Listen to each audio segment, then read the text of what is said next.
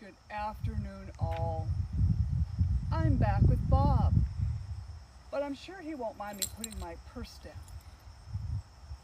I'm going to read you Bob's obituary. Now, I know they're doing a virtual rally that starts on the 7th about family court, but I have to do this a day early.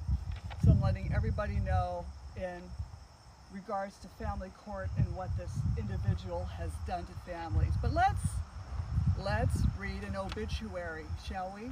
Now, don't grab a tissue. You don't want to waste your good tissues. Just grab some toilet paper, okay, people?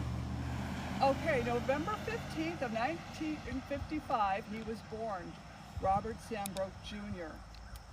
I wonder what Robert Sambroak Sr. would think of his son's behavior on the bench. He passed on March 2nd, 2017.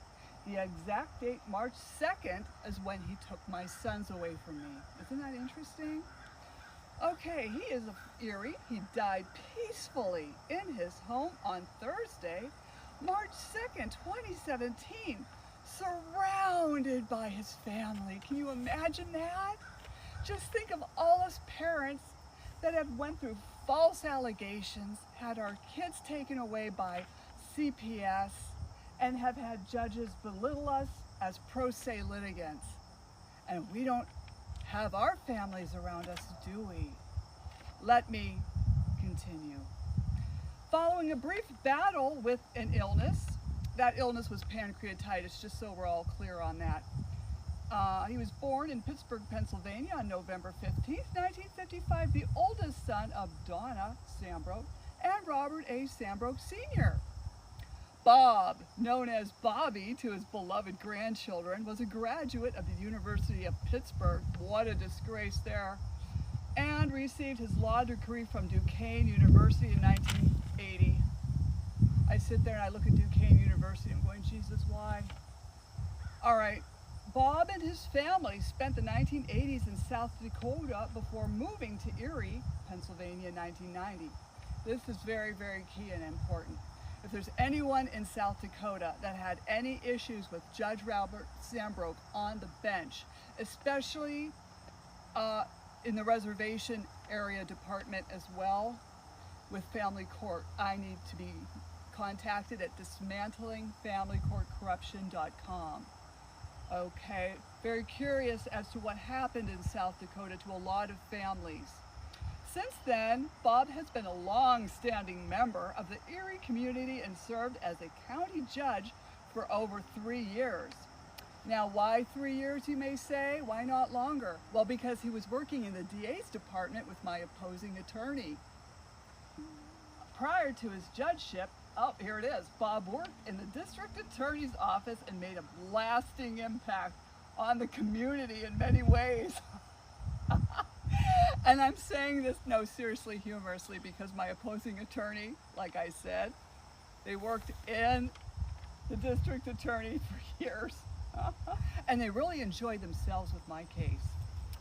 Anyway, Bob is survived by his loving wife and his children and spouses.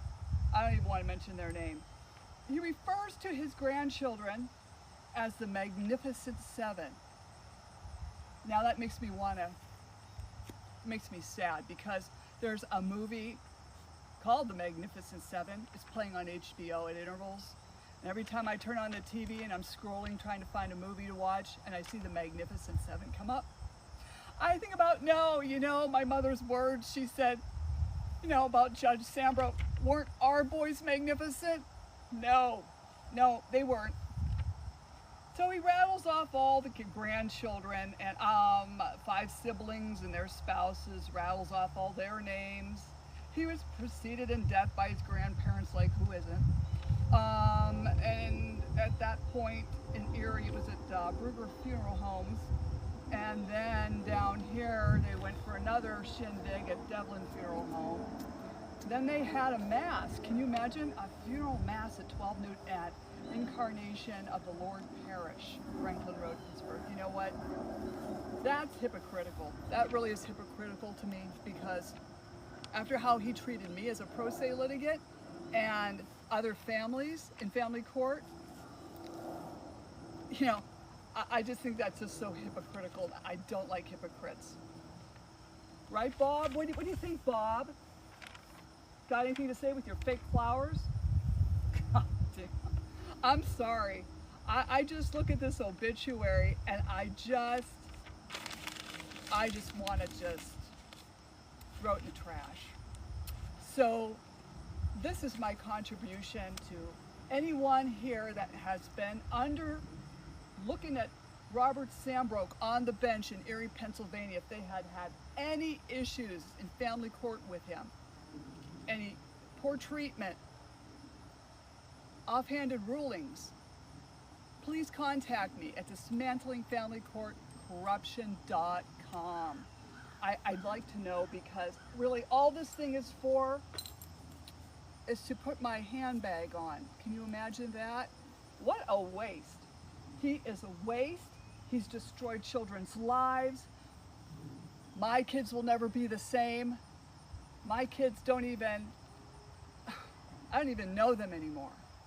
And because this man and the opposing attorney got together with my ex, obviously, who hired the opposing attorney, but his wife who works in the courthouse. I said this is a conflict of interest and no one cared. Be careful entering those doors of any family courtroom. Until there is change, I really can't say reform, because how do you reform corruption? How? You can't. You have to pray it away. I prayed to God. I said, God, deliver me from this judge. I can't get him recused. He's refusing to recuse. It's because he's friends with the guy he worked with in the DA's department, Taylor.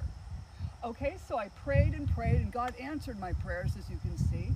And as I have said on my podcast, Slam the Gavel, available on all platforms, YouTube as well. Please like and subscribe. But to look at this, finding that I moved down here for my husband's job. He is a union steam fitter on local 449. So I come down here and I somehow decided to find out where this jerk was at. To find out we had built a house 30 minutes away from this. I called up one of my friends. I said, you're not going to believe this. Even though our case is over, I can't get away from him. Joke's on me. But I hope you all have enjoyed this little rant of mine for this virtual family court rally that is going to take place over the 7th, 8th, and 9th. And I just want everyone to know to be very careful. Try not to go into these courtrooms. Please try to work things out with your ex. I know there are personality disorders out there and you can't work it out. I get it, because I dealt with that in court with this creep, followed by, after he died, followed by Shad Connolly. Oh my God, another nightmare, but that's another podcast, okay? But I just wanted to read you the obituary and, use up some toilet paper. And have a nice day. Have a great weekend. Thank y'all.